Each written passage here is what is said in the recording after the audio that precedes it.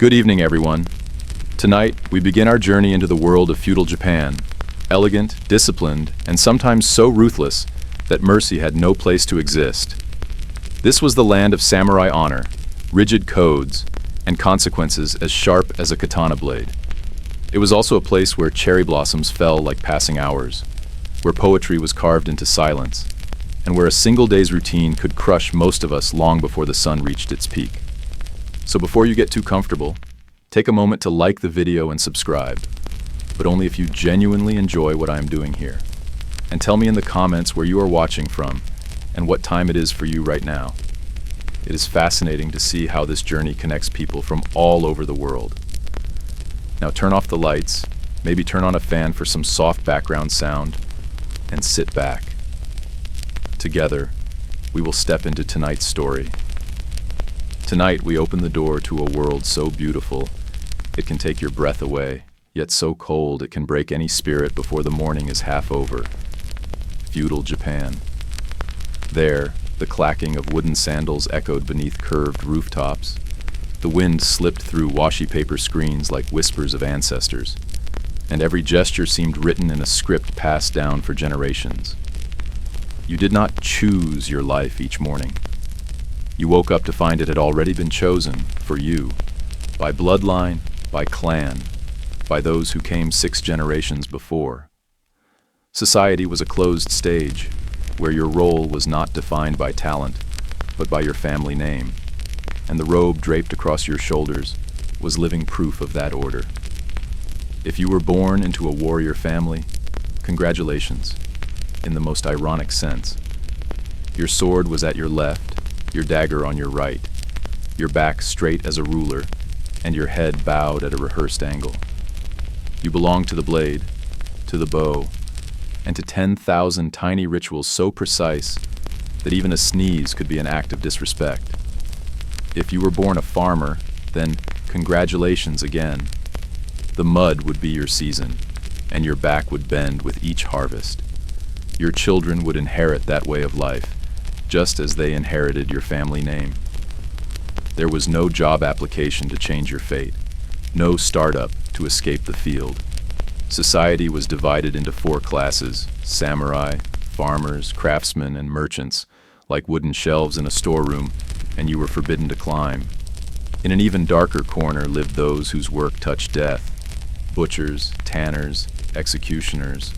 Society needed them, but pretended they were invisible, functional ghosts passing through other people's lives without ever being invited to share a meal. Even within the hierarchy, the cold crept deeper. Merchants, though wealthy, stood near the bottom.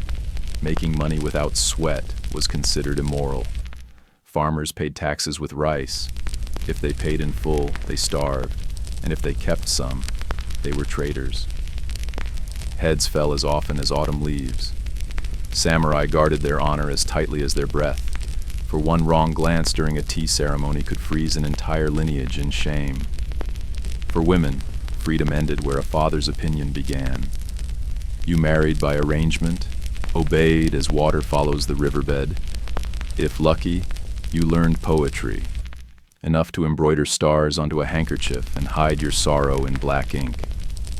Everything here followed rules: how to step across a threshold, how to place your sword when sitting, how deep a bow should go, all silent measurements that defined one's character.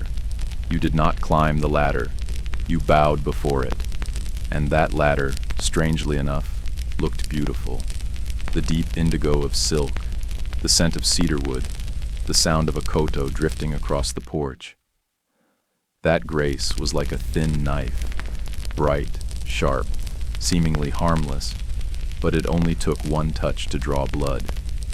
For commoners, the morning did not begin with, "Who do I want to be today?" but with, "What must I do today not to be wrong?" In the countryside, they lit fires, drank thin rice porridge, slid open wooden shutters, and walked toward the fields, where each seedling was both a promise and a sentence. In the city, blacksmiths struck iron to the rhythm of a prayer, potters turned their wheels as if in meditation, and merchants wrapped their coins in cloth to grow rich without appearing rich. In the castle towns, samurai straightened their robes, adjusted the tsuka of their katanas, and looked into their blades as if looking into their souls. Every movement, washing hands, tying belts, pouring tea, had one thing in common. There was no room for a mistake. That order was nailed in place by one word: duty. No one asked why, because the answer was always, because it must be so. Honor was an invisible scent. Others could sense it before you did. A dirty fingernail was a crack in the family mirror, a wrinkled robe, a question mark before the name of its owner. One careless sentence could roll like a stone and crush an entire house of honor. So people learned silence, silence like earthen walls, like moss gardens without sound. The only voices that mattered were those of the higher ranks and the dead. But do not mistake this world for nothing but mud and whips. The Japanese of that era understood beauty as deeply as they understood the seasons. They knew how to arrange a plum branch so that even the empty space would bloom, how to whisk tea so that the rising steam became visible calm. They built wooden homes with long porches so that the wind could learn manners before entering. That very delicacy made the rules dangerous. The more beautiful the blade, the thinner it was. And the thinner it was, the easier it was to forget it could still cut. If you ask, was there any way to rewrite your own script? The answer is yes, but the price was often blood, or a life lived unseen. Some found a path through mastery, a poem written in perfect season, a brushstroke with perfect spirit. Others hid behind humble trades, buying freedom with anonymity. Most chose to stay still, because in this world, standing in the wrong place was far riskier than not moving at all. And then there were those who carried society's filth on their backs: the butchers, tanners, gravediggers. The world could not live without them, yet always kept them outside the banquet. They were living proof of a cruel logic. For the top to stay clean, the bottom had to stink. The system ran smoothly, like silk, because everyone was taught that this was divine order. Grow up among bows and rituals long enough, and even the cage will start to look like a window. So why did that order endure for so long? Because it satisfied two of humanity's deepest hungers, the hunger for meaning and the hunger for a place to belong. Everyone knew who they were, who they owed, and how they were supposed to die. When life itself is a long verse, people live as if reciting it, and those who missed a line or broke the rhythm were asked to leave the chant, sometimes through shame, sometimes through silence, and sometimes through death. You pull the blanket a little higher, the room grows darker. A paper fan opens with a soft flutter. Night in that world was not a time for sleep, but the hour when honor rested upon the sword, when the scent of pine wood and damp moss told stories of lives that had flowed by like a small canal beside a rice field. Beautiful, quiet, and closed. By morning, they would wear their roles again, like a kimono, straight, solemn, and without a wrinkle. Morning in feudal Japan began with cold. Not the pleasant chill of early autumn, but the kind of cold that made even the soul shrink, as if the ancestors themselves were watching and whispering, "Endure." When the first light touched the roof tiles, people were already bent over stone basins, scooping up well water that had sat still through the night to wash away sleep. There was no heated coal, no warm towel, no soothing scent, only water so cold it made metal shiver. Yet no one complained, because here, cleanliness was not a habit, it was a creed. For the Japanese of that era, the body was a mirror of the soul. A dirty fingernail hinted at a disordered mind.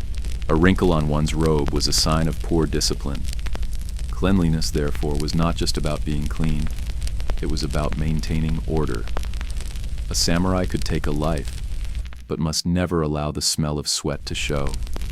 A woman could remain silent her whole life, but her hair had to shine, her skin had to glow. Her fragrance had to be as delicate as the scent of plum blossoms at the end of spring. Beauty here was not meant to seduce. It was meant to prove purity, both physical and moral. Water was drawn from the well, and poured into stone basins. The face, hands, and neck were washed. There was no soap as we know it. Instead, they used ash or rice bran, a rough but gentle powder. When rubbed on the skin, it left the faint scent of smoke and husk, a humble fragrance, yet pure. Wealthier families sometimes used small cakes of soap made from sesame oil or rice husk ash, so expensive they were stored in their own wooden boxes. And even when the cold sliced the skin, washing was still required. To skip it was to insult the ancestors, and in Japan ancestors were not easily forgiving. In rural areas, not everyone had a private bath. Instead, there were sento, public bathhouses, a chamber of steam and fire where people removed their clothes and washed together, in silence. There was no distinction of rank. Samurai, blacksmiths, and farmers all sat side by side, heads bowed, scrubbing quietly. No one spoke, no one stared. Each person tended to their own body as an act of meditation. You had to wash thoroughly before soaking. To dirty the bath water was a social sin almost beyond forgiveness. But do not think of it as a place of freedom. Even in nakedness, etiquette stood beside you. You bowed when entering, bowed when leaving, kept your eyes low and your mind calm. Within the mist, the Japanese learned humility, that every body, whether clad in armor or work robes, was still skin, still breath, still trembling before hot water. In the cities, bathing became the center of social life. News, marriage proposals, even business deals were sometimes exchanged beside the bath. But beneath that camaraderie, order still reigned. The person sitting in the right corner was the eldest. The first to be invited into the tub was the most respected. No gesture was careless, even when no clothes were worn. In a samurai household, bathing was a private ritual of discipline. Each morning, a warrior washed his face with cold water as a vow, to fear neither hardship nor death. Each evening he polished his sword and cleansed his body as if washing away sins not yet committed. A lord might summon a retainer at noon just to inspect his fingernails or the fold of his robe. A small stain, or the wrong scent in the wrong season, could be seen as a sign of impurity. And impurity, in the philosophy of Bushido, was the first step toward betrayal. For women, cleanliness took a different form, softer, yet more demanding. They bathed in water steeped with flower petals or soaked rice, combed their hair with wooden brushes oiled with citrus. Long, smooth, untangled black hair was a symbol of virtue. Many spent hours each day smoothing it until it gleamed like dark silk. Skin was kept white, not for fashion, but for morality. White symbolized purity, the untainted soul untouched by desire. Most cosmetics were handmade: rice powder for foundation, charcoal for eyebrows, red tint from crushed rose petals or cinnabar. But what mattered most was not beauty itself, but the discipline of maintaining it. A woman did not need to be seductive, but she had to be neat. Her scent could not be strong or heavy. It had to be as light as tea steam, just enough for someone passing by to sense her presence, but not enough to make them turn their head. Even in the freezing depths of winter, when water turned to ice in the jars and breath became mist, people still washed. To skip washing was shameful. To be unclean was immoral. Children learned this before they could read. Their mothers taught them, if your soul is dirty, even clean water cannot save you. But if your heart is pure, even muddy water can cleanse you. It was a philosophy both strict and beautiful, a culture that believed purity began with trembling hands in cold water. And so every morning, the entire nation stirred with the same sounds. The splash of water, the wind swirling around tiled roofs, the soft exhale of breath rising through steam.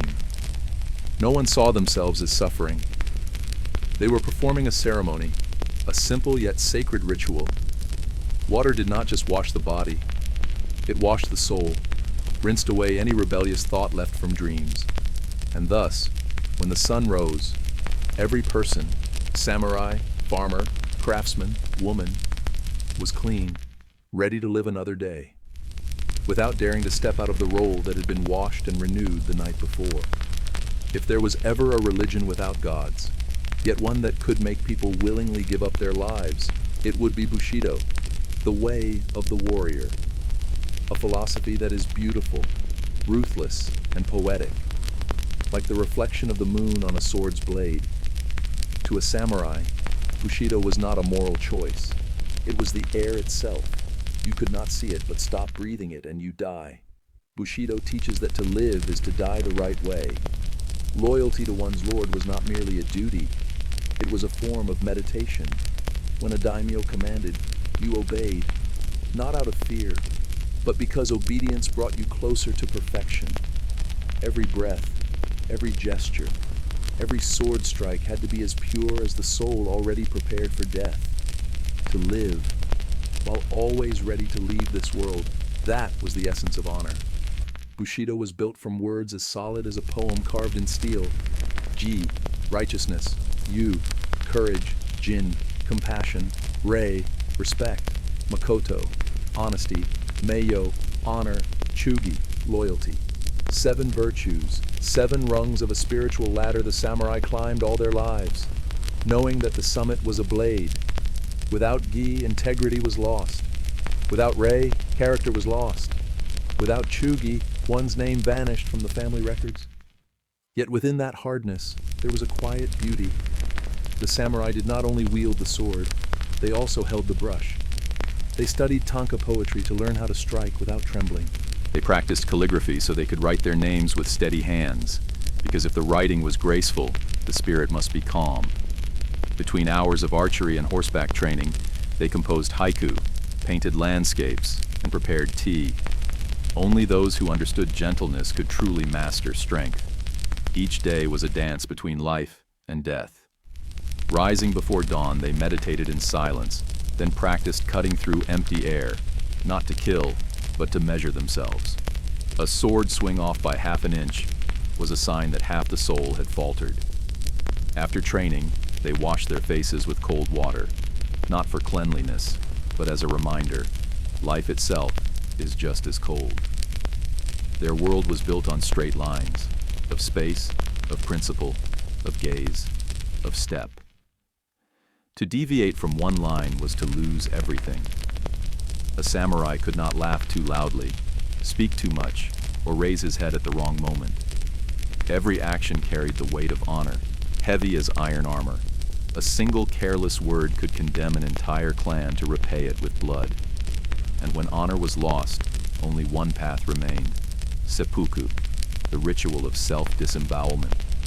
Not suicide from despair, but a purification of the spirit.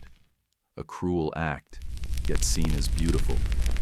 When the small blade pierced the abdomen, not only blood was released, but the impurity of shame was washed away. The one who could die like that, paradoxically, was believed to have lived the truest life.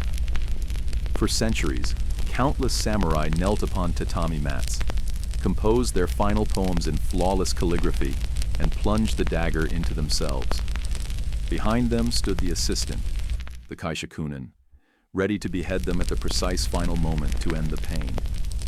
It was not a scene of horror, but a performance of honor. People watched seppuku as Westerners might watch opera, solemn, sacred, restrained. Bushido taught people not to fear death, but to fear living wrongly. No one wanted to stain the family name with a single disgraceful act. Even sweat had to fall in the right place, and blood had to flow at the right time. In battle, samurai did not scream, curse, or tremble. They entered combat as calm as a still lake, their eyes cold as the moon. Before crossing blades, they might recite poetry. Some even composed haiku in the midst of battle. Between 2 sword strikes, I saw the full moon shining, colder than the steel. But not everyone born into a samurai family wished for that path. Some dreamed of being painters, poets, or simply free men. Yet Bushido allowed no crossroads. Loyalty had no fork. It was a path so narrow it could hold only one person. And that person had to walk straight, never turning back. And within that severity, Japan gave birth to a strange kind of beauty, the beauty of discipline. A beauty not blossoming, but carved through restraint. Amid the chaos of feudal wars, the samurai existed like a leaf unmoving in the wind, not because they were cold, but because they carried the poise of an entire sky of honor balanced above their heads.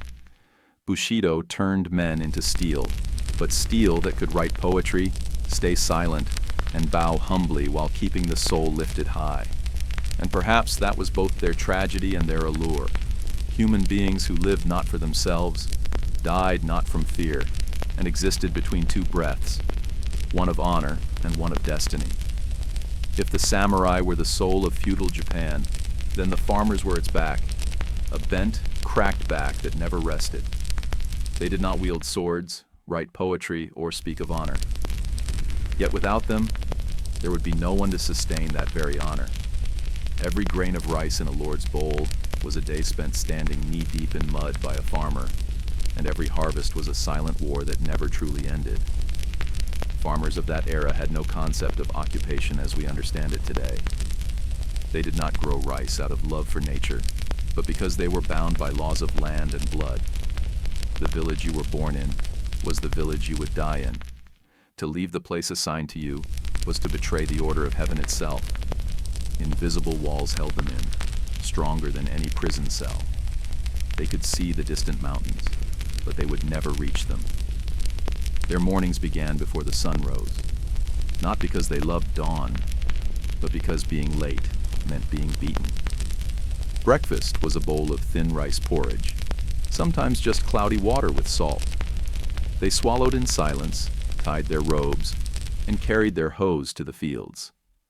Cold mud reached their ankles, flies hummed by their ears, and the ache in their backs became a daily lullaby.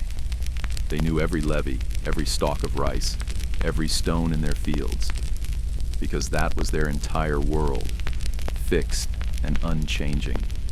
They worked 12 hours a day, bending until their spines became question marks.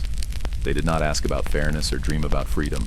In a society that believed every person had a divinely assigned place, the farmer understood that his patch of land was fate itself, and his plow a gilded chain. When harvest came, the rice was not for eating, but for paying taxes. The tax often took nearly half the yield, sometimes more. Samurai and lords could demand as much as they pleased. One bad harvest, one storm, even a small accounting mistake could doom an entire village to hunger. Some hid rice to survive, but if discovered, it was rebellion. Their heads could be cut off and displayed at the village gate as a warning. Cruelly enough, farmers were not despised like merchants, but neither were they honored like warriors. They were the pillars that no one wanted to see. Their labor sustained the nation, yet their names rarely entered history. They existed between two extremes, indispensable, yet replaceable. Villages, therefore, were like small closed universes. Life revolved around seasons, festivals, and bits of gossip. A few times a year came moments of release, the harvest festival, the rain-praying ceremony, the fireworks celebration. Then they drank rice wine, sang songs they had known since childhood, and danced in circles under oil lamps. The drums beat like the heartbeat of people who had forgotten they were still alive. They laughed, got drunk, and cried, knowing that at dawn they would return to the fields again.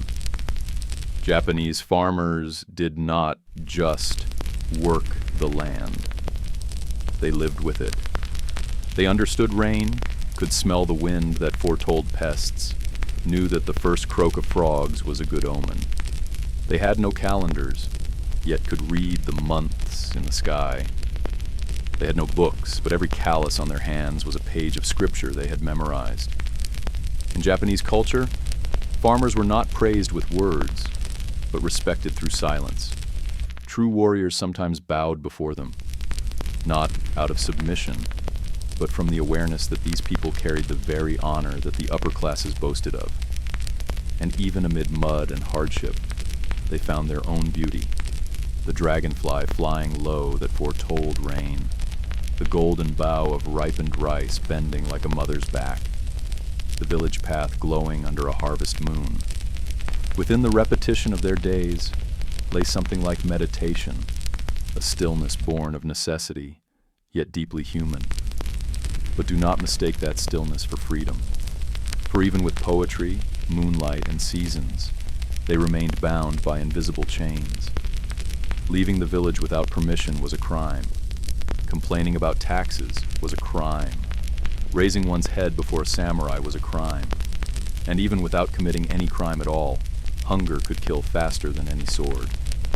When dusk fell, the farmer dragged his body home, ate cold rice, and sat silently by the oil lamp. Sometimes he told his children old tales about the rice spirits, the white foxes in the mountains, the soul of the fields. He taught them that the land never betrays anyone, a saying that was both hope and self-consolation. The next day, the sun rose again. The fields awaited, the taxes returned, and once more they bowed their heads. An unbroken cycle, but within that repetition was a kind of endurance that even samurai bowed to. For no one understood the meaning of duty more deeply than the one who planted his hands into the earth every day. To them, the land was not merely where they lived, it was the face of destiny. And when you live long enough in the mud, you realize the mud, too, knows how to keep secrets. Hunger in feudal Japan was not a condition. It was a habit. When you live in a society where rice was both food and tax, every grain carried the weight of survival. Eating was not for pleasure, not for taste, but for the strength to endure another long day in which you were not allowed to complain. If you were a farmer, your meals had little color. The white of rice, the pale yellow of pickled radish, and sometimes the dark brown of thin miso paste. That was the palette of endurance. 3 meals a day in name, but really just 2. Morning meant a bowl of watery rice porridge. Noon was a handful of cold rice, carried to the field. And dinner was a bit of boiled greens or dried fish, if the gods were kind. Meat was so rare it became a legend, appearing only during festivals, or when a chicken happened to die, for reasons no one questioned too closely. Sometimes, even rice was not truly rice. It was too precious, so families mixed it with barley, sweet potatoes, or cassava flour to trick the stomach. The stickiness was fake. The aroma was fake. But at least it made people believe they were eating like those who had real rice. The taste of poverty could feel like fullness if you learned to convince yourself. Soup, if you could call it that, was usually just water, boiled with salt and a few wild greens, sometimes with a few soybeans floating like lonely stars. The Japanese called it miso shiru, thin miso broth. It was warm, salty, and enough to remind you that you were still alive. A farmer's meal usually unfolded in silence, not out of etiquette, but exhaustion. The sound of chopsticks against earthen bowls was as dry as the sound of hose striking stone. Children could not complain or ask questions. Every mouthful of rice was a debt paid back to the body. When finished, they bowed their heads slightly and said, "Itadakimasu," I humbly receive. A simple phrase, but filled with meaning. Gratitude to heaven, to earth, and to oneself for still having a meal. If you were a samurai, your meals were not much larger, only arranged differently. You ate last, after your daimyo, after the guests, after those you owed respect to. Even if the food was delicious, you waited until everyone else had finished before lifting your chopsticks. A true samurai never appeared hungry. He had to sit straight, never slurp loudly, never chew noisily, never glance at another's plate. Even hunger had to have grace. And though wealthier than farmers, samurai too avoided meat. With the arrival of Buddhism, killing animals came to be seen as defilement. Meat was replaced with fish, small river or sea, fish, grilled or dried. Meals contained many dishes, yet most were vegetables, beans, or roots. Sometimes the arrangement of the food resembled a haiku, minimal, balanced, and leaving empty space for contemplation. For the women of the household, preparing food was a ritual. Vegetables had to match the season, colors had to harmonize, bowls had to face the right direction. Even the placement of chopsticks reflected one's character. Their tips should point inward, a sign of humility. Pointing outward was considered rude. A Japanese table was never just a place to eat. It was a place to express understanding of order. The only drink that could be called a luxury was tea. But in Japan, drinking tea was never simply drinking. It was a performance choreographed by centuries of ritual. The teapot, the cups, the posture, the pouring, the way one rotated the bowl, everything followed precise rules. A guest entering the tea room bowed 3 times, offered words of gratitude before touching the cup. Each sip was a moment of meditation. Tea was not for quenching thirst. It was for cleansing the heart. In distant villages, tea was a luxury beyond reach. People boiled wild leaves instead, calling it poor man's tea. Yet they still observed the ceremony, still poured for one another, still spoke words of thanks. For the Japanese, the ritual mattered more than the substance. True tea was not required, as long as true composure was preserved. Yet even within these rituals, hunger lingered like a ghost. People were so accustomed to emptiness that they treated it as a companion. When starvation struck, they took sips of cold water, inhaled the scent of rice from the pot, and fooled their instincts. A kind of forced meditation between reality and need. Winter made every meal harsher. Vegetables vanished, rice ran low, water turned icy. People survived on pickles, dried fish, and fermented soybeans. In poor households, sometimes all that remained was a jar of miso and a prayer. But they still ate, because skipping a meal was seen as an insult to heaven and earth. Westerners once marveled at how the Japanese seemed small, yet strong, pure, yet eating so little. They did not understand that this purity was sustained by discipline and endurance. Eating less was not a philosophy, it was a necessity. Yet over time, scarcity itself shaped a quiet elegance, the beauty of enough. A monk once wrote, "When you eat, think as the thirsty drink the rain. When you are full, think as the storm survivor breathes again." Such was the meal in feudal Japan, unshowy, modest, mindful.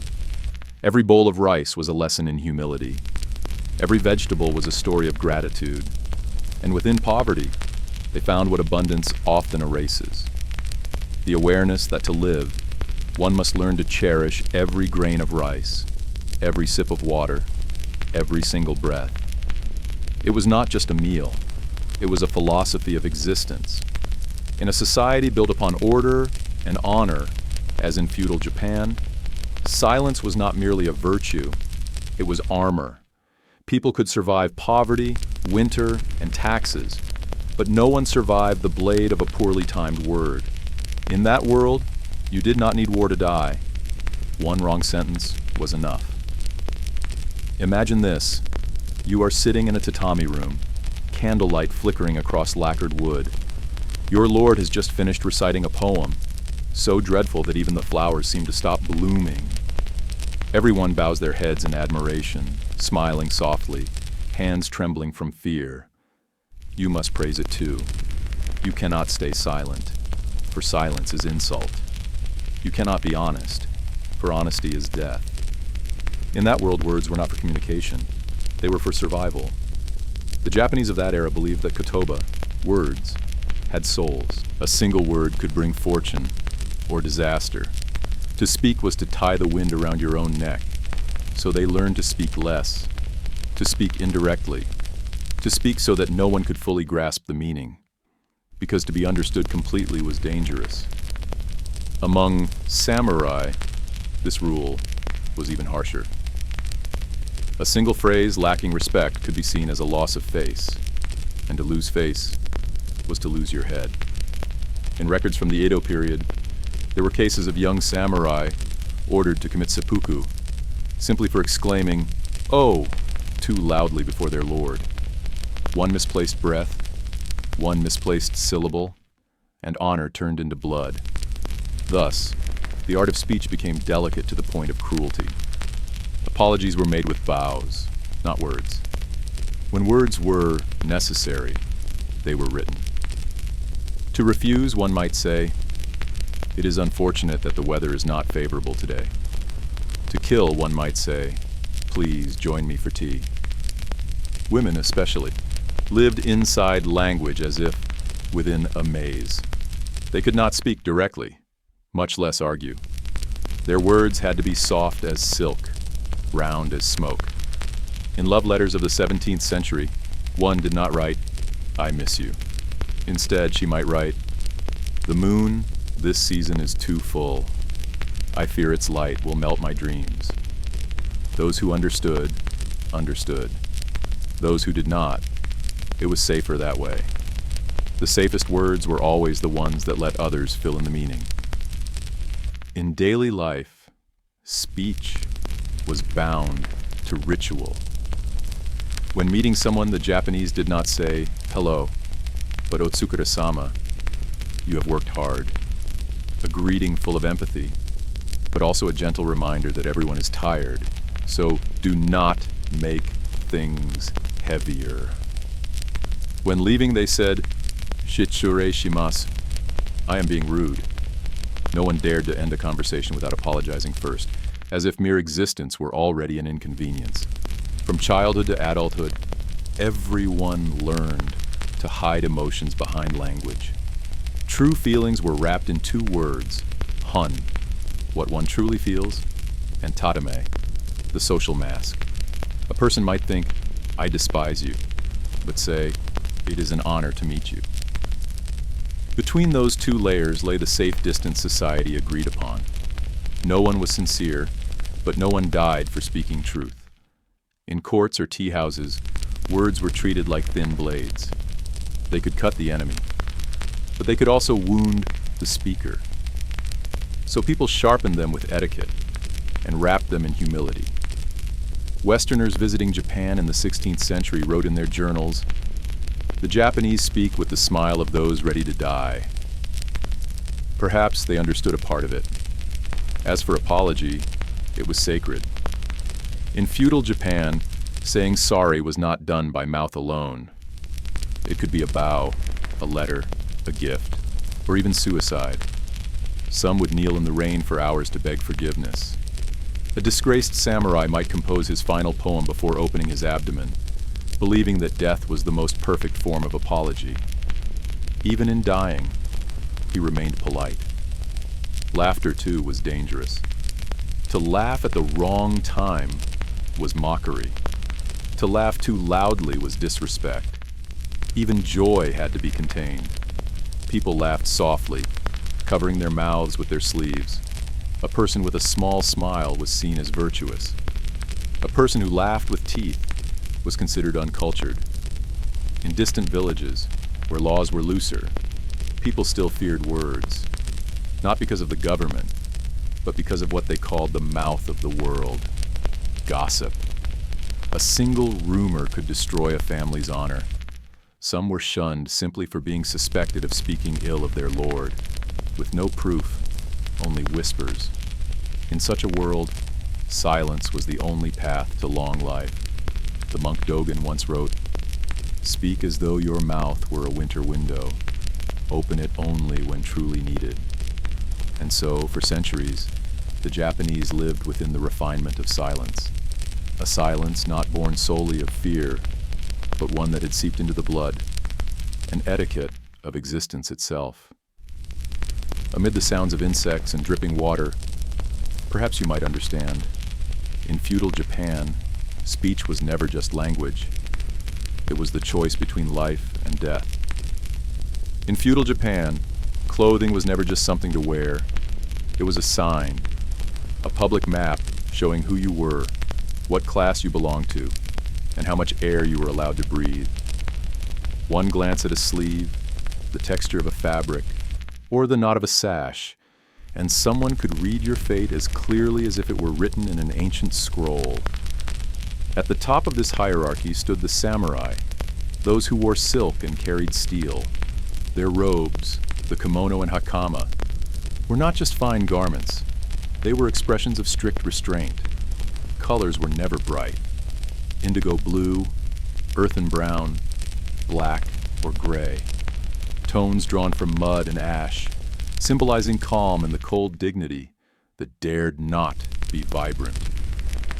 On their backs, they sometimes bore an emblem, the mon, or family crest, small, circular, unshowy, a white mark upon a dark background, enough to make others bow, enough to remind the wearer that he was not allowed to err. Yet it was the pair of swords at their sides that declared who they truly were.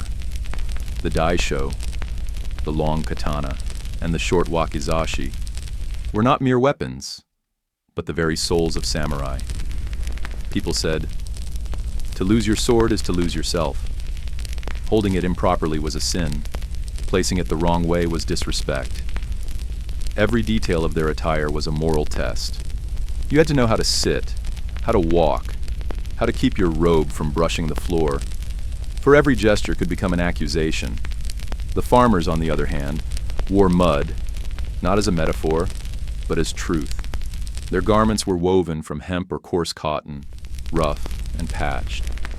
As for color, none, just the brown of earth, the gray of ashes, and occasionally a pale indigo, if one could afford a bit of dye. Clothes were wrapped tight, sleeves bound short. Made for labor, not for beauty. Appearance meant nothing. Endurance meant everything. The question was not whether the clothing was elegant, but whether it could withstand rain, sun, and the tearing weight of the plow. For the merchants, paradox ruled.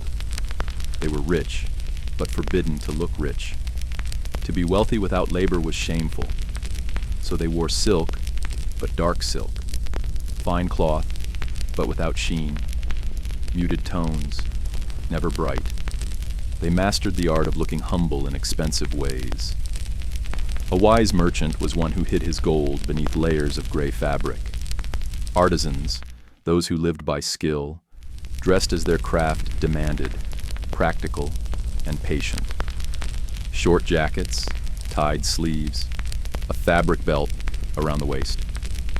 They had no crests, no titles, but every paint stain, every oil mark upon their sleeves was a crest of its own. They carried their work on their skin, and that was pride enough in silence. And then came the women, whose garments bore the weight of expectation. Whatever their class, their robes were heavy, not for warmth, but for propriety. Each layer of fabric symbolized another layer of meaning: filial piety, modesty, discipline. A noblewoman might wear up to 12 layers of kimono, weighing nearly 60 pounds, about 27 kilograms, simply to sit still and appear composed. Even colors followed the seasons: pale pink for spring, green for summer, golden brown for autumn, deep violet for winter. But to wear the wrong color, cherry blossom pink in autumn, for instance, was not just tasteless, it was offensive, a sign of ignorance. In feudal Japan, beauty lay not in creativity, but in obedience. Hair, too, was a ritual. Women braided it elaborately, smoothed it with oil, and adorned it with kanzashi hairpins chosen by age and marital status. An unmarried woman wore silver pins, simple and modest. A married woman, gold pins and a higher bun. A widow, no pins at all. Each hairstyle was a silent diary entry in society's book. Men were no exception. The samurai shaved the front half of their heads and tied the remaining hair into a small bun called the shanmeige. It was not for fashion, but for fitting their helmets. Over time, however, it became a symbol of honor. To cut off one's top knot was an act reserved for traitors or those renouncing their samurai status. In the countryside, children ran barefoot in simple cloth loincloths. They were the only glimpse of freedom in this tightly bound world, but that freedom was short-lived, for when they grew up, they too would be wrapped in the fabric of fate. Clothing, in ancient Japanese culture, was a language without words. It said, "I know my place." It whispered, "Do not cross the line." Because in this land, to dress incorrectly was not just a mistake of fashion. It was a failure of morality. And perhaps that is why the Japanese developed an aesthetic of simplicity. When every detail was dictated, the only beauty left was the grace with which one lived within those boundaries. The robe became a cage, but within that cage, they still knew how to stand tall. If the West feared death as it fears the night, then feudal Japan accepted it as part of the dawn. Death was not an enemy, but a guest, one who sat beside you at the sake table, quietly waiting to be invited. In a land where honor was worth more than life, dying properly mattered as much as living. From childhood, a samurai was taught, "You must think of death every morning when you wash your face." The saying was not meant to frighten, but to remind that honor must be guarded until the final breath. To live in readiness for death, that was the philosophy of Bushido, the way of the warrior. A warrior might lose a battle, fail an exam, or fall into poverty, but if he were ever found to be cowardly or disloyal, there was only one path left: seppuku, the ritual of disembowelment. Not because he wished to die, but because he wished to die correctly. That death was carried out with terrifying calm. A small room, a clean tatami mat, a few branches of flowers in the corner, and a short blade placed between the knees. The samurai knelt, opened his robe, took a deep breath, and wrote his final poem. That poem was called Jisei, the poem of farewell. Only a few lines, yet the distillation of a lifetime. One man wrote, "Blossoms fall, yet I do not mourn the spring. I only fear the wind might forget their scent." Then he drew the blade, thrust it into his belly, cut across and then upward. Painful, but silent. No cry, no tear. Behind him stood his trusted friend, the kaishakunin, waiting for the final instant to strike, one swift blow to end the pain. The man chosen to behead him was not an enemy, but one who respected him most. Even in death there was friendship. Even in agony there was ceremony. For the farmers, death held no ritual, yet it carried its own quiet beauty. They did not choose when to die, they only chose how to accept it. When harvests failed and taxes crushed them, they collapsed in their fields, hands still clutching the hoe. No farewell poems, no audience, only the wind over the paddies, the croak of frogs, and the scent of wet earth. Yet, even in that death, was a kind of dignity, the serenity of one who had fulfilled his duty. Women, especially those of warrior families, also had to know how to die properly. If a husband was ordered to take his own life, the wife often followed. She would use a small dagger, the tanto, to cut her throat in silence, dressed in white, the color of mourning and purity. For her, death was not tragedy, but proof of loyalty.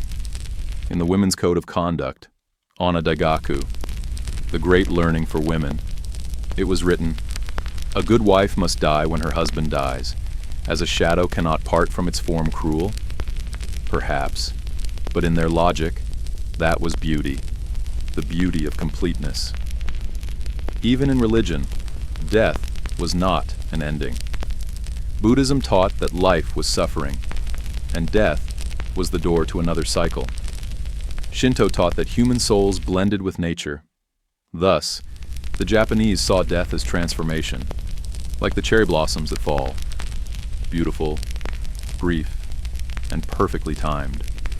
It is no coincidence that the cherry blossom became Japan's symbol. Every spring, millions of petals fall within days of blooming. Their beauty lies in their refusal to cling. The samurai saw himself in that flower, living fully, then falling without regret. And within death itself, the Japanese found art. From Basho's haiku, on a withered branch a crow has perched. Autumn evening.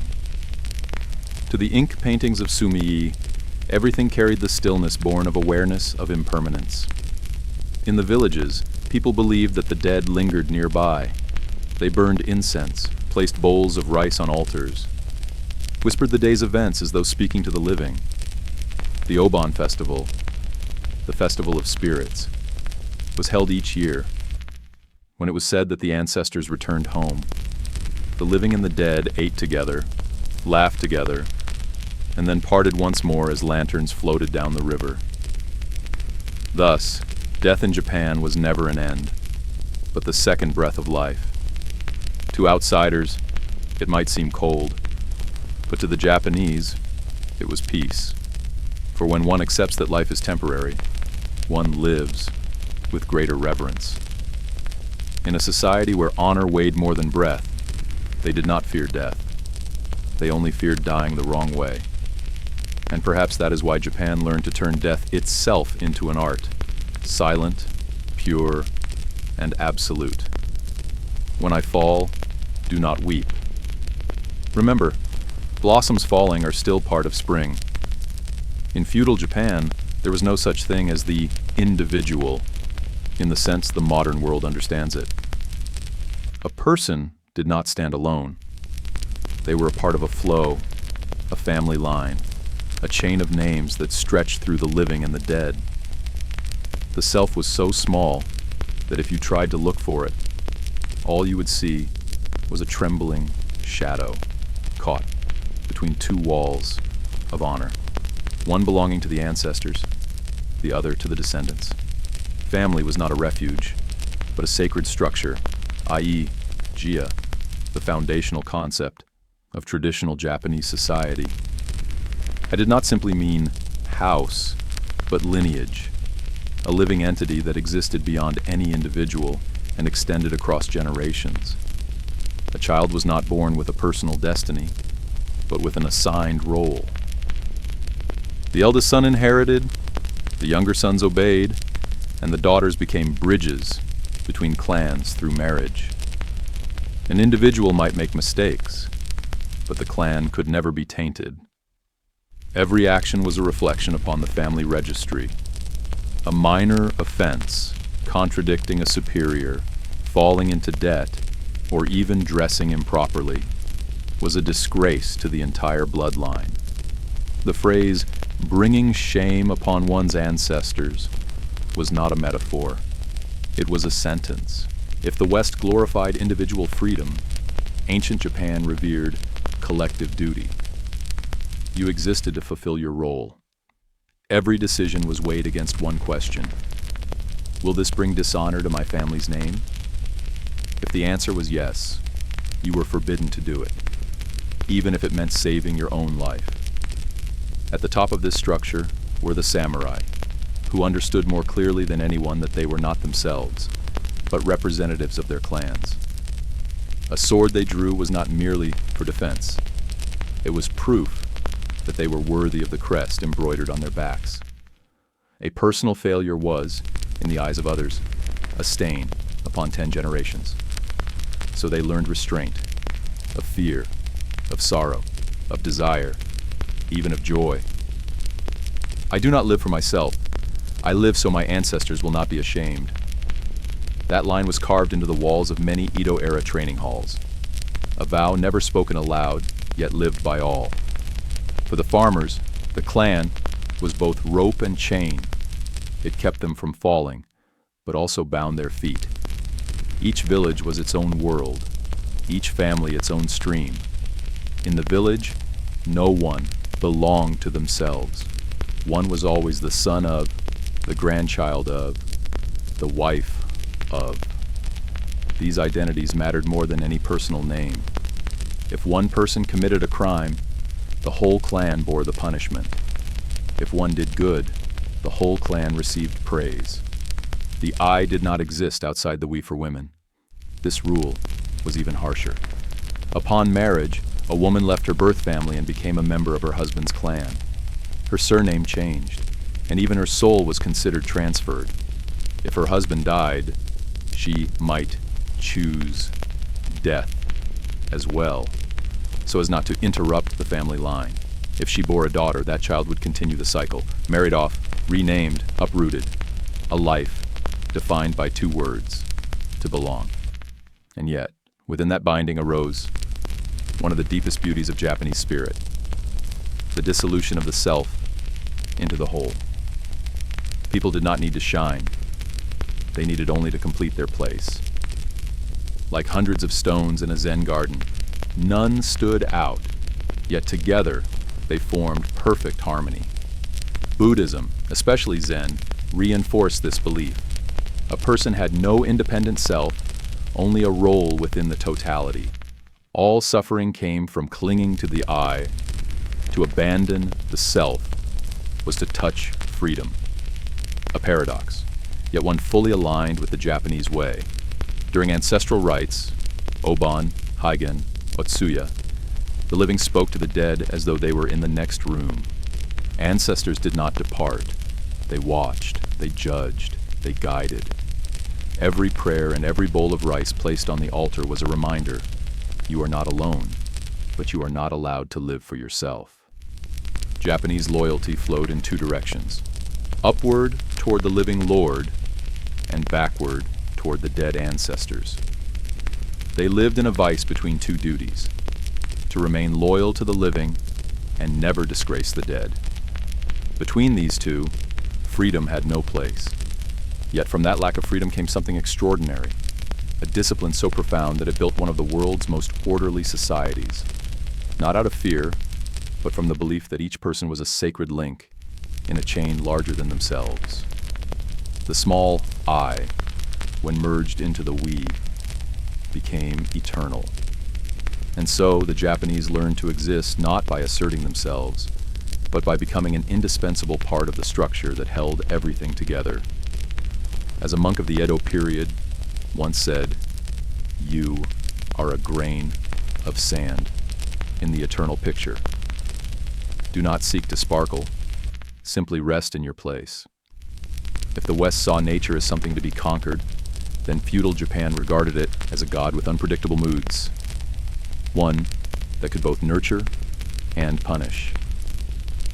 In a land of volcanoes, earthquakes, storms, and cherry blossoms, people learn not to fight against nature, but to endure it, and to blend with it. Japan is a chain of small islands, caught between the sea and a geological inferno. Its volcanoes never truly sleep. Its rivers are short but fierce, and each season brings its own kind of hardship. Summer, humid, heavy with the scent of wet earth and sweat. Autumn, so beautiful it hurts, yet filled with winds strong enough to tear roofs off like paper. Winter, cold, long, and silent, like a warning. And spring, brief, fragile, the kind of beauty you love and fear at once, because it always ends too soon. For over 1,000 years, the Japanese have understood that nature cannot be controlled, only respected. So they never built monuments to defy it. Instead, they tamed it through aesthetics. Houses were made of wood, bamboo, and paper, fragile, flammable, but easy to rebuild.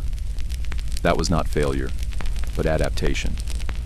When the world collapsed, they simply bowed, gathered the fragments, and began again. In Japanese philosophy, beauty lies in impermanence, a concept called wabi-sabi, cha-ji, the beauty of things that are imperfect, impermanent, and incomplete. A wilting flower, a cracked porcelain bowl, a moss-covered wooden hut, all are beautiful because they remind us that everything will one day fade. The cherry blossom, sakura, is the purest symbol of that idea. Every spring, when the trees burst into bloom, people gather beneath them, drink, sake, and watch, knowing that within days the petals will fall. Joy and sorrow merge into one. Death is not avoided. It is admired, as part of beauty itself. The samurai understood this most deeply. For them, a beautiful death did not mean a long life, but a death at the right moment, in the right way, like a petal falling, a sword drawn, a poem left unfinished, a final breath in the middle of spring. They called it mono no aware, the bittersweet awareness of life's fleeting beauty. Nature was not only to be seen, it was to be listened to. In the chirping of summer insects and the murmur of a stream running through a stone garden, the Japanese found a kind of stillness that Western philosophy would take centuries to name. No argument, no analysis, just listening. A Japanese garden, teien, was never built to display wealth, but to invite contemplation. Every stone, every pine tree, every clay wall was placed with exacting care, not by chance, but to appear as if it had always been there. It was orchestrated naturalness, a paradox that became the essence of Japanese aesthetics. Shinto, the native faith, teaches that everything possesses a spirit, kami, from the mountains and rivers to trees and stones. To cut a tree without asking its kami for permission was a sin. To build a house without a ground blessing was disrespect. Humans did not stand above nature. They lived within it. And when nature grew angry, through earthquakes, tsunamis, volcanoes, people did not curse the heavens. They simply bowed, rebuilt their roofs, and carried on. Perhaps it was that very harshness that forged a people so resilient, meticulous, and calm. They understood that life itself was like the four seasons, beautiful, harsh, brief, and cyclical. An Edo poet once wrote, "Flowers bloom, flowers fall, the mountain remains, people die, people are born, the river keeps flowing." Nature in feudal Japan was not merely a backdrop. It was a teacher, a punisher, a confidant, and sometimes a silent god watching humanity struggle with fate. It taught the Japanese how to live lightly, how to love deeply, and how to accept loss without despair. And perhaps that is why, amid earthquakes and frozen winters, something purely Japanese endures: the beauty of serene acceptance. In the feudal world of Japan, power did not flow outward, it fell downward. From the emperor to the shogun, from the daimyo to the samurai, then to the farmers, artisans, merchants, and finally those erased from society. Each class was a rung on a rotting wooden ladder. You could not climb up, and slipping down could cost you your head. At the very top stood the emperor, Tenno, believed to be a descendant of the sun goddess Amaterasu. He was a sacred figure, a living god, yet paradoxically, he held little real power. The emperor was like a painting hanging in a shrine. Everyone bowed to him, but no one obeyed him. He granted era names, composed poetry, and performed rituals, while politics had long since been seized by the shogun. Since the 12th century, real power rested in the hands of the shogun, leader of the warrior class. If the emperor was the distant moonlight, the shogun was the lamp burning in the center of the room, brighter, hotter, and more likely to spill blood. Beneath the shogun were the daimyo, the feudal lords who ruled their own domains. Each had armies, taxes, and laws, and a loyalty that was questionable at best. Their relationship with the shogun was one of reverence and suspicion, sworn in oaths, but hidden beneath the politeness of drawn swords still sheathed. The daimyo ruled through the samurai, warriors trained to serve and to die.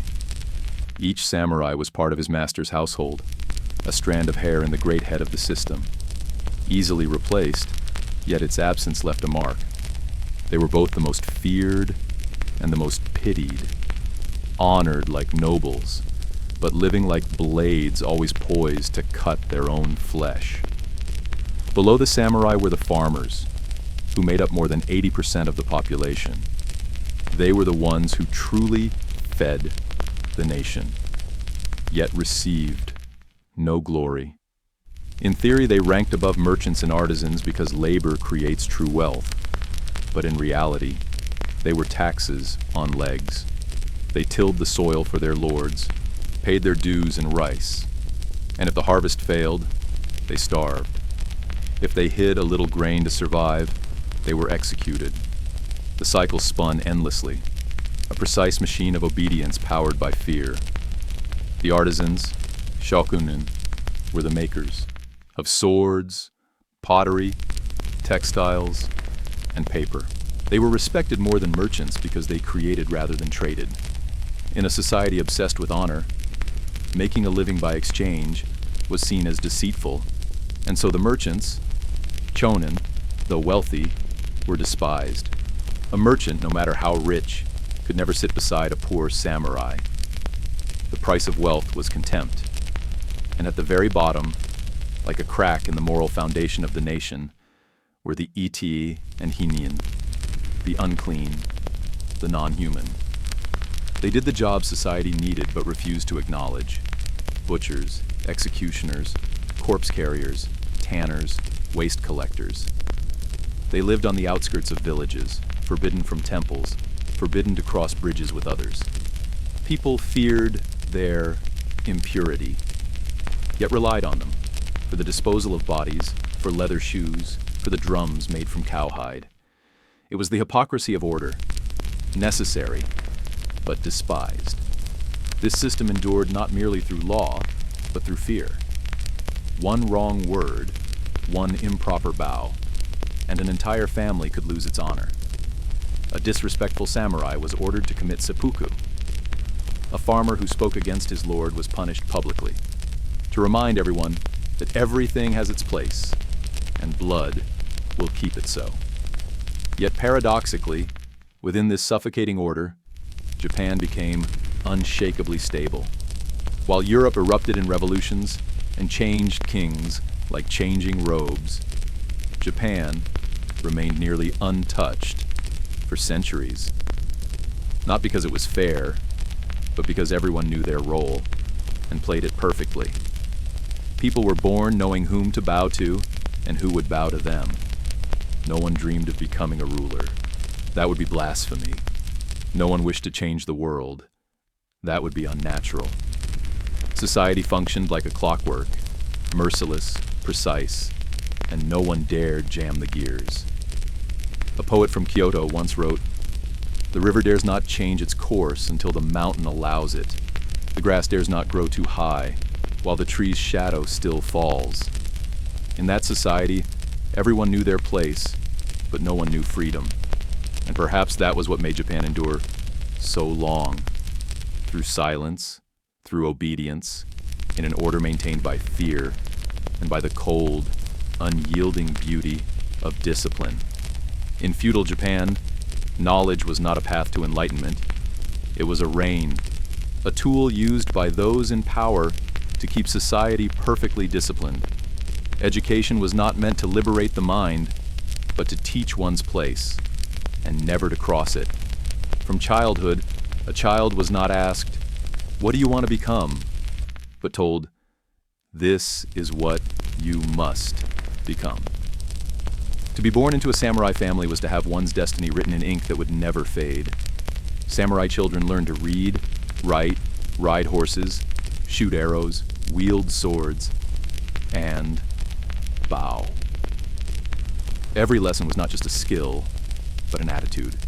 They practiced meditation in silence, learned to keep their faces still even after witnessing an execution, and mastered letter writing in which every brushstroke revealed loyalty. Calligraphy, shodo, was not mere art. It was a test of character. A trembling line could make others whisper, "His spirit is not steady." By adolescence, young samurai were taught Bushido, the way of the warrior. In it, loyalty, chugi, and honor, meiyo, outweighed life itself. There was no room for doubt, philosophy, or debate. Independent thought was the seed of rebellion. A child who asked why might already be considered spiritually corrupted. Peasant children, by contrast, had no schools. They learned from the soil, from their parents, from the plow and the seasons. Their knowledge was practical: when to plant rice, when to avoid floods, when to pay taxes. They learned how to bow before officials, how to stay silent when a samurai passed. Books did not belong to them, for books made people question things, and questions were dangerous. Artisans and merchants, the middle layers of society, had their own form of learning. A potter's son learned how to mix clay. A kimono maker's daughter learned how to choose silk. A merchant's child learned arithmetic, bookkeeping, and the art of polite smiling. In Osaka and Edo, private schools, Terakoya, emerged, teaching basic reading and math. But make no mistake, this was not liberal education. Its purpose was to produce obedient workers and polite citizens who knew how to serve and conform. Knowledge in feudal Japan was never meant to challenge power, only to strengthen it. A samurai studied Chinese classics not to debate philosophers, but to learn how to bow with Confucian elegance. A literate farmer could read the law, but was never allowed to write a complaint. Even women, when educated, were taught only to be more obedient. Daughters of samurai learned poetry, embroidery, tea ceremony, and to read books like Onondagaku, the great learning for women, which declared, "A wife must regard her husband as the heavens, her father's word as law, and silence as virtue." Yet within that darkness, small lights flickered. Some samurai, tired of endless wars, turned to knowledge as a form of spiritual salvation. They studied Confucianism, Zen Buddhism, and even clandestine Dutch texts, known during the Edo period as Rangaku, Dutch learning. From these excessive learners, Japan would one day find the seeds of modernity. But in the feudal era, reading beyond the approved curriculum was an act of defiance. Western books were banned, translations were burned. To seek knowledge of the outside world was treason, for knowledge was the one thing that could shake the empire of obedience. It is a cruel irony that in a land devoted to perfection, education was used not to explore, but to preserve what already existed. A 12-year-old samurai could write a haiku about death, but never dream of freedom. A farmer could calculate harvests down to the day, but never ask why the rice belonged to his lord. A girl could memorize hundreds of love poems, but never write one to the man she loved. Everyone knew that knowledge was a double-edged sword, and in feudal Japan, that sword was sharpened to perfection, then locked away, reserved only for those in power. Yet perhaps that is why, when the gates of Edo finally opened to the world in the 19th century, Japan's thirst for learning burst forth like a flood long restrained. The old system of learning to obey had unknowingly built the foundation for learning to lead. And that is the most beautiful paradox in Japan's history. A nation once forced to learn how to bow became the first to learn how to rise. In feudal Japan, beauty was not a form of pleasure. It was discipline. People did not create to be free. They created to maintain a fragile balance between humanity and destiny.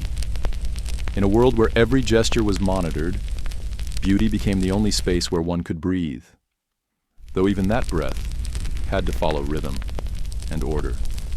Beauty in Japan did not burst forth or demand attention. It was quiet, delicate, and fleeting. Yet in the gentle stroke of a tea whisk, in the sweep of black ink across white paper, in a single flower tilted just slightly to the side, there lived the soul of a nation. Let us begin with the way of tea, chadao, chado, a ritual that seems simple. Boil water, make tea, drink in silence. But in truth, it was a symphony of restraint. Every movement had its rule: how to bow when entering the tea room, how to pour water without a sound, how to turn the tea bowl to the proper angle before the first sip. The host was not merely serving tea. They were creating a moment untouched by the world, a space where all noise and ego dissolved. The tea house itself was built low, forcing every guest to bow upon entering. There was no throne, no paintings, no luxury. Only a single flower in a vase, a hanging scroll of calligraphy, and the soft breath of steam rising like morning mist. It was the philosophy of wabi-sabi made visible, the beauty of simplicity, imperfection, and impermanence. In a world where warriors might be ordered to open their own stomachs for a single mistake, the tea ceremony was the one place they were allowed to be gentle. No one spoke of battle or blood. There was only warmth, trembling hands, and the sound of wind against paper doors. A samurai once wrote, "Between two battles I drink a cup of tea and remember that I am still human." Alongside tea came the way of flowers, hua dao, kado, known in the West as ikebana, the art of flower arrangement. But to call it mere art is not enough. It was a living ritual where every stem represented a piece of the cosmos. A single arrangement contained 3 elements, one for heaven, one for earth, and one for humanity. Everything else was decoration. You could not place flowers at random. You could not allow muddy water or drooping leaves. Beauty here was not in the bloom, but in the space around it. One branch leaning as if time itself tilted, one blossom reaching upward like a prayer. Each composition was created in silence, as if the arranger were conversing with the universe. Then there was calligraphy, shudō, shodo, where the brush became a sword. Samurai were taught that each stroke of ink revealed the state of one's soul. It was not enough to be accurate, it had to be truthful. A wavering line betrayed a restless heart. A firm, clean stroke showed a spirit steady as steel. A samurai who had committed grave offense often wrote a farewell poem, Jisei no ku, before performing seppuku. To write, in those final minutes of life, with an unshaken hand, was the last test of honor. The cherry blossoms fall. The wind still blows as before. I smile, for there is nothing left to fear. The beauty of feudal Japan did not live in luxury, but in absolute restraint. The Japanese loved haiku because it forced emotion into 17 syllables. Nothing more, nothing less. A poet could write, "A dragonfly lands, I dare not breathe too deeply, for peace might shatter." That was an entire life of meditation, contained in 3 lines. While in Europe, art was used to express the self. In Japan, it was used to erase the self. People painted, arranged flowers, prepared tea, or wrote poems not to stand out, but to disappear into perfection. Thus, beauty became both comfort and punishment. To live beautifully was to live correctly, and to live correctly was to live within order. To be improper was a sin. To go too far was a sin. Even to feel too deeply was a sin. In such a world, beauty was no longer freedom. It was duty. A tea master once told his apprentice, "Do not seek beauty. Make your heart still and beauty will come to you." And perhaps it was that stillness, so disciplined it seemed almost emotionless, that allowed Japan to turn captivity into poetry, solitude into ceremony, and beauty itself into a way to endure without complaint. In a society where everything had its proper order, from the way one poured tea to the way one died, love was the one thing that had no defined place. It existed, of course, but like the scent of cherry blossoms in a spring breeze, it was only allowed to pass through briefly, to touch lightly, then disappear. In feudal Japan, marriage was not a matter of the heart, but of family, honor, and duty.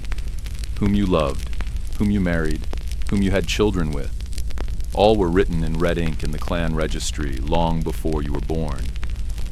Marriage was a transaction, a way to strengthen alliances, preserve bloodlines, and prevent conflict. Personal love was a luxury. sometimes even seen as a threat to order. If you were a samurai, your heart did not belong to anyone. It belonged to your lord. Absolute loyalty to one's daimyo outweighed any romantic desire. A warrior might kill for honor, but he was not allowed to die for love. Should he fall for the wrong person, a woman of lower class, or worse, another man's wife, his story would not end in a poetic tragedy like in Shakespeare, but with a blade and a final confession. Women had even less choice. A girl born into a samurai family was taught to hold a needle rather than a brush. She learned how to pour tea, embroider, bow, and stay silent. When she came of age, her marriage was arranged like a contract between families. She had no right to refuse, only the right to express gratitude. A good woman smiles softly even when her heart is breaking.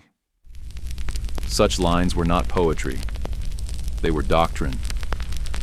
Among peasants, marriage was simpler but no more romantic.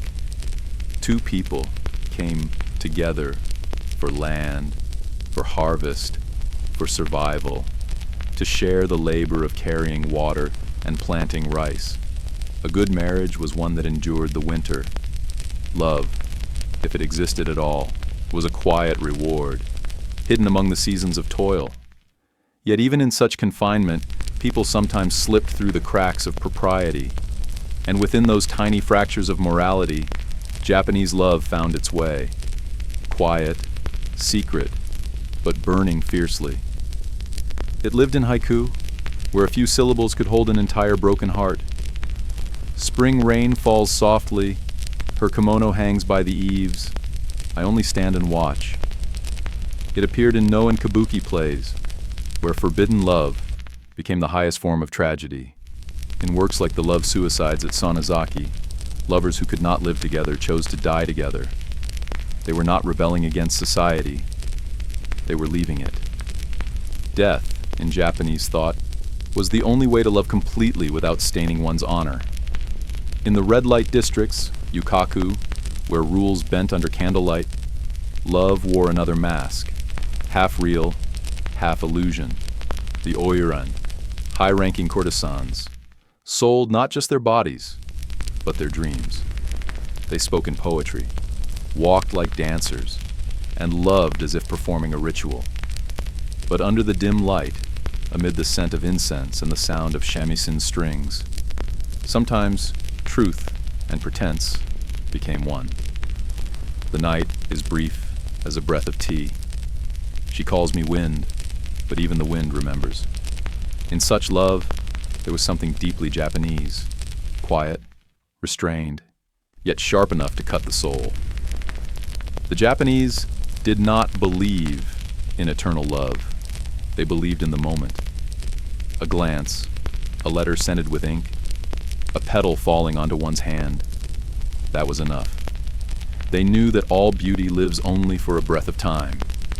Love, therefore, was not meant to last. It was meant to teach the impermanence of all things. People loved, then lost, and through loss, they learned to accept. It was a meditative kind of love, not to possess, but to let go. At Shinto shrines, wooden plaques called ima still hang, places where people write their wishes. Amid prayers for harvests, health, and family honor, you can find trembling handwriting that says, "Please, let me see that person just once more in this lifetime." No one knows who wrote it. There is no reply. But in that country, where everything is bound by law, only the prayer for love is truly free. Love, in feudal Japan, was the only form of rebellion that no one dared to name. It did not revolt with swords, but with silence and waiting. And sometimes, that alone was enough to turn a life into poetry. In feudal Japan, death was not something to fear. It was the final examination of life. It was the moment where everything was rewritten, where one's honor was measured not by how long they lived, but by how they ended. In the West, people lived to avoid death. In Japan, they lived to die, properly. From samurai to peasants, everyone understood. Life is temporary. Death is true. But only the samurai were taught that to die beautifully was a duty. Their deaths were not accidents, but ceremonies. Structured, deliberate, and meaningful, like poetry. The most infamous of these, both horrifying and mesmerizing to the outside world, was seppuku, chiefu, or harakiri, the act of cutting one's own abdomen to preserve honor. It may sound barbaric, but to the Japanese, it was the purest expression of sincerity. They believed the belly housed the soul and one's loyalty. By cutting it open, a samurai revealed himself completely.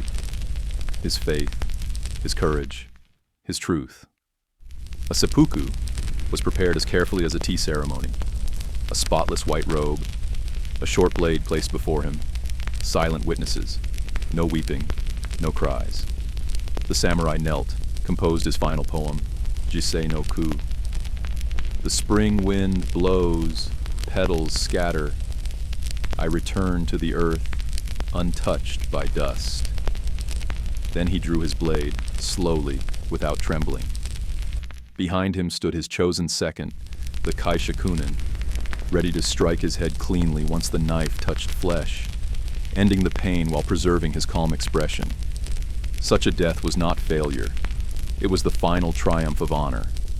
This cold logic spread throughout society. Commoners could not perform seppuku, but they learned to die quietly. When famine came, when houses burned, when loved ones were lost, they bowed and murmured, "Shikata ganai." There is no other way. They did not wail. They did not curse fate. It was not numbness. It was a philosophy of endurance, acceptance as survival. Even women had their own form of seppuku, called jigai, self-harm. When a husband or master died in disgrace, his wife or maid would hang herself with silk after cutting the neck vein, ensuring the face remained serene. Even in despair, death had to be beautiful. In the Japanese mind, death was not the opposite of life. It was its completion, the necessary punctuation to a poem too long. Thus, they faced it not with horror, but with poetry. A failed samurai could not flee. A grieving farmer could not curse. They wrote instead. The death poem became a cultural inheritance, brief, quiet, but deep as a sword's cut. A drop of dew gleams, then fades. So too will I. The Japanese believed that a beautiful death could redeem a shameful life. A traitor who died honorably might be forgiven, even revered. Death in that world was the final act of freedom, the one thing no lord could take away. Even in art, death lingered everywhere. From ukiyo-e prints depicting executions to haiku about falling blossoms, mortality was never far. Even the act of viewing cherry blossoms was a metaphor for dying, beauty at its peak already beginning to fade. That is why, in the face of disaster, earthquakes, wars, tsunamis, the Japanese did not riot. They bowed, cleaned, rebuilt. Not because they felt no pain, but because centuries had taught them that death is not an end, but part of living. A Zen monk in the Kamakura era once said, "Do not fear death. Live so that your dying makes others bow in silence." In that world, people did not pray for longevity. They only wished that when their time came, they would fall like a cherry blossom, swiftly, beautifully, and without a sound. Death, to feudal Japan, was not an end. It was the art of living completely. Nowhere in the world is nature both worshipped and feared as deeply as it is in Japan. That country lies upon the Pacific Ring of Fire, a place where the earth is always breathing, sometimes in smoke, sometimes in blood. Volcanoes, earthquakes, tsunamis, typhoons. Those words are not news headlines there. They are the normal rhythm of life. And over thousands of years, the Japanese learned one simple yet brutal truth. Nature does not care about human beings. No god comes to rescue them in the storm. No miracle halts the eruption of a mountain. When the ground shakes, the houses fall, the fields flood. The Japanese bow their heads and say, "Shogunai." It cannot be helped. That is not weakness. It is a kind of philosophical acceptance, an understanding that anger toward nature is as useless as shouting into the wind. In such a world, disaster is the teacher, and its only lesson is, stand up again. From the Heian to the Edo era, chronicles overflow with records of calamity. The Great Typhoon of 1498 that swept away thousands of lives, the Nankaido earthquake that flattened entire cities, the Tohoku tsunami of the 17th century that swallowed fishing villages whole. Each time, the people quietly rebuilt their homes, offered prayers to the dead, and planted new seeds on cracked soil. There was no hatred, only repetition. And within that repetition, they found meaning. Thus, natural disaster became not merely a curse, but a spiritual discipline. It taught humility, that humans are only dust before the sea. It taught discipline, that survival requires order and preparation. It taught gratitude, that while houses may crumble, the heart must remain steady. The Japanese sense of beauty, wabi-sabi, the appreciation of the imperfect and impermanent, was born from disaster itself. When you live in a place where everything can collapse at any moment, you learn to love the fragile. A cracked wall, a teacup repaired with gold, kintsugi, a roof blanketed in moss. These are not signs of decay, but scars of survival. Broken, yet gold fills the seams, and through the cracks, the light enters. That is more than a metaphor. It is a way of life. Wounds do not destroy beauty, they create it. After every earthquake, people rebuild their homes with wood. Not because it is cheap, but because they know that wood can bow. When the ground trembles, bamboo bends instead of breaking. That instinct to yield became an aesthetic in itself. The Japanese do not build monuments to defy nature. They build shrines to reconcile with it. Farmers pour sake to the rain gods before typhoon season. Fishermen set flowers afloat for those lost to the waves. Even after death, the human spirit is believed to return to the cycle of earth, wind, and water. So, calamity does not embitter them. It teaches them to live more consciously. A sunny day is a blessing. A good harvest becomes a festival. The awareness that everything can vanish tomorrow makes them treasure every second. Not with noise or despair, but with silence and grace. Haiku, the shortest form of poetry in the world, was born from that mindset. 17 syllables are enough to contain an entire universe of acceptance. After the storm. The bamboo garden stands green as if it never broke. Or as Basho, the wandering Zen poet, wrote while traveling through lands scarred by disaster. Among the ashes, a single sprout unfolds, greeting the dawn. For the Japanese, disaster does not destroy. It refines. It has shaped a people small in number but vast in endurance. When the world looks at Japan after an earthquake, they are astonished. No looting, no chaos, no screams. Just long lines for water and a young boy telling a reporter, "We are all right." Our ancestors taught us this indeed. They learned it through centuries of ash and ruin, that the earth may shake, but the human spirit must not. In that feudal society, catastrophe was no longer merely disaster. It was ritual. Each time nature raged, people learned to become smaller, steadier, and somehow more beautiful. Heaven shows no mercy, yet still we smile. For in the ruins we find ourselves again, in moss-covered shrines, between morning mist and the faint echo of temple bells, there lingers a quiet faith, as steady and enduring as bamboo roots. Everything has a soul. That is Shinto, the native religion of Japan.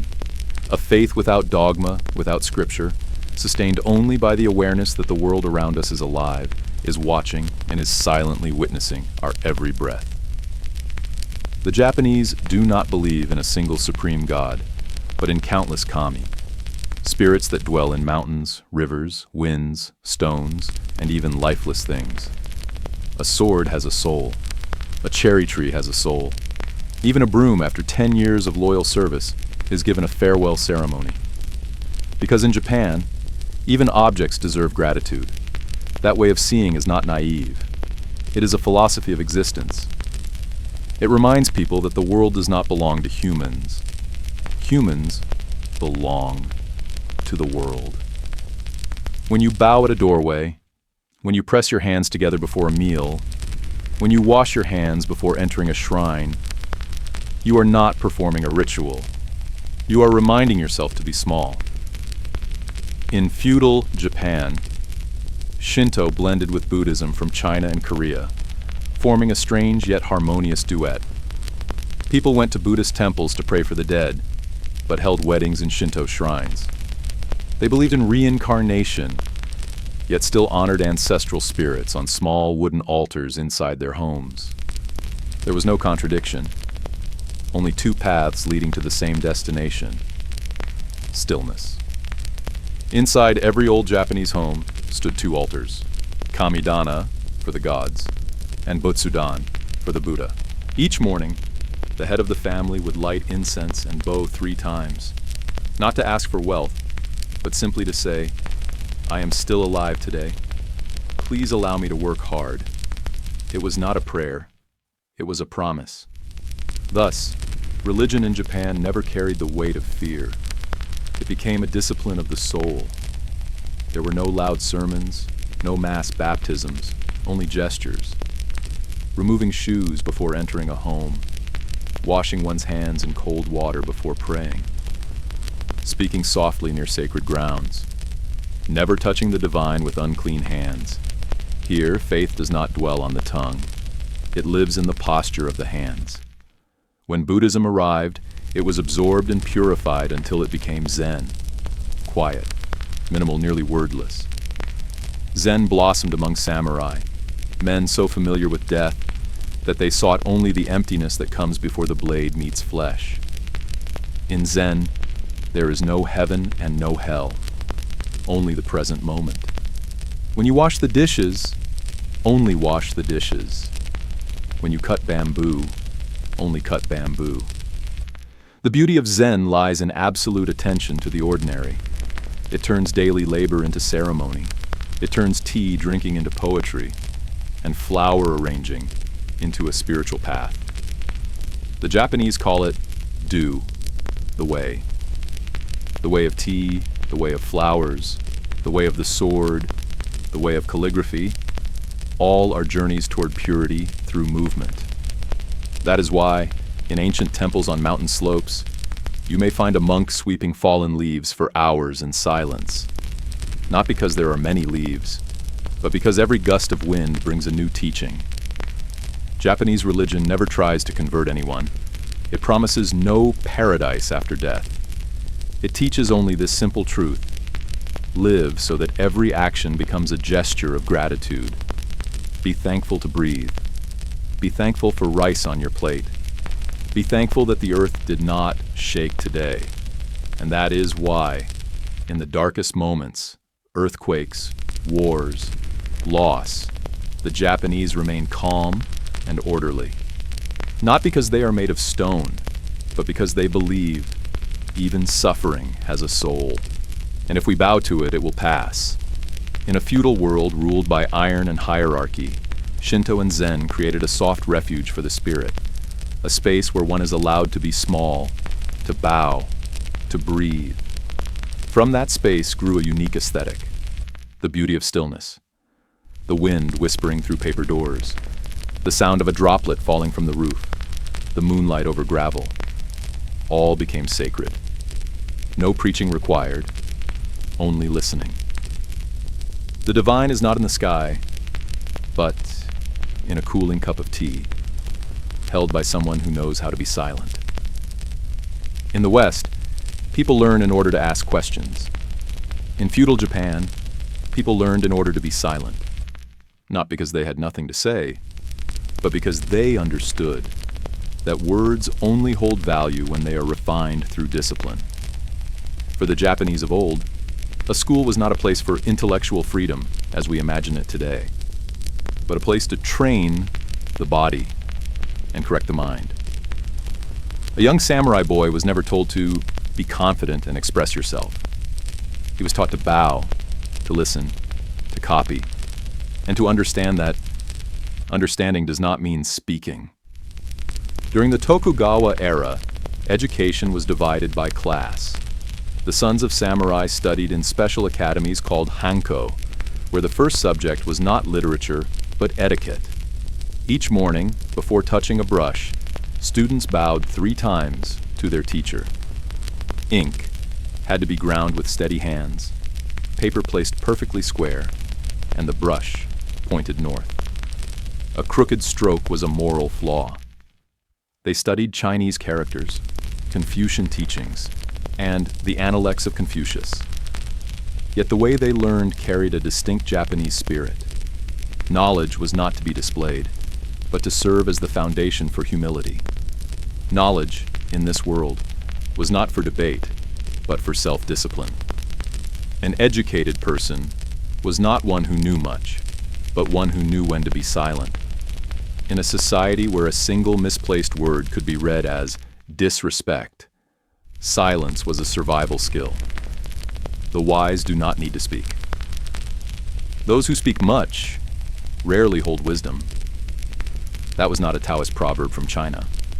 It was the essence of an entire culture's idea of education. And what about the sons of farmers? No schools, no books. Their classroom was the rice field, their teacher the sun. Fathers taught sons to read the clouds for rain. Mothers taught them to read the color of rice stalks to know if famine was coming. They could not read or write, but they knew the rhythm of the earth. And to the Japanese, that too was knowledge, a quiet intelligence that needed no certificate. Between these extremes, the Confucian scholar and the peasant's instinct, stood another realm. Temples and shrines, where learning was wrapped in meditation and ink. Monks taught children to read sutras, to write calligraphy, and sometimes to see the world without judgment. A child might compose its first poem in silence, read it aloud to the master, and wait. No praise. Only a slow nod and a soft reply. You can write less. In that culture, learning was inward, not outward. Not to become someone, but to return to oneself. The self that knows its limits, knows when to speak, and when to bow. During the Edo period, private temple schools called terakoya taught commoners to read, write, and count. There were no rankings, no scores. The teacher sat on a mat. Students gathered around, reading aloud the characters for benevolence, righteousness, propriety, wisdom, and trust. Not to pass exams, but to remember. To remember that society survives because of order, and order survives because people restrain their hearts. Their way of learning resembled their way of drinking tea, slow, rhythmic, and full of respect. A good student was not one who answered quickly, but one who listened the longest. And from that way of learning, the Japanese built a culture of quiet intellect, practicing calligraphy not to show beauty, but to train the breath, using an abacus not to compete, but to steady hand and mind, writing poetry not for applause, but to master the art of saying little, yet meaning much. For the people of feudal Japan, knowledge was not a torch to illuminate the world. It was a candle that illuminated the self. If its light reached others, that was good. If not, it still mattered, because at least one small room within the heart stayed bright. Today, when we see Japanese students bow to their teachers before class, we might think it is only politeness. But in truth, it is a beautiful remnant of an ancient philosophy. To learn not to defeat others, but to conquer the arrogance within oneself. A true student does not need to prove. A true teacher does not need to speak much. In a feudal world where a wrong word could cost a life, people learn to turn knowledge into respectful silence. And from that silence, Japan forged a kind of humanity capable of enduring, creating, and disciplining itself to a degree that seems almost superhuman. And here, after all the layers of society, after the scent of tea, the sound of swords, the whisper of wind, and those endless bows, we realize something simple yet painfully profound. Feudal Japan was not just an era. It was a state of mind. A world where everyone knew their place, where beauty was exchanged for discipline, honor was preserved through silence, and life, strangely enough, was celebrated by accepting death. Perhaps what fascinates us is not that they were different from us, but that they lived more completely than we ever dared to. They believed in order so deeply that they turned it into poetry. They endured suffering so gracefully that they turned pain into ceremony. They stayed silent so profoundly that the whole world had to listen. Within that harsh discipline, there was still something that could never be extinguished. The spirit. A small flame burning quietly beneath a neatly folded kimono, beneath countless bows and endless apologies. That flame was called kokoro, the heart. It was what made samurai write poetry, made farmers arrange flowers, and made women smile even when they were not allowed to cry. And it was that very kokoro that kept Japan alive through earthquakes, wars, and centuries of humble reverence. Some say Japan is as beautiful as a cherry blossom. That is true. But remember, cherry blossoms bloom most brilliantly right before they fall. That beauty is acceptance, that everything is fleeting, and because of that, everything is precious. If you ever see a Japanese person bow deeply, understand that bowing is not submission. It is their way of telling the world, I know I am small, and because I am small, I can exist within a universe this vast. And that, perhaps, is the final lesson of feudal Japan. When a person becomes brave enough to be humble, only then do they truly touch greatness. Thank you for staying until the end of this journey. If stories like this one make you pause for a moment, leave a comment or share this video, not to spread it far and wide, but to remind one another that sometimes history does not need to be spoken loudly. It only needs to be heard in silence. See you on the next journey, where words still breathe, and even time itself knows how to bow.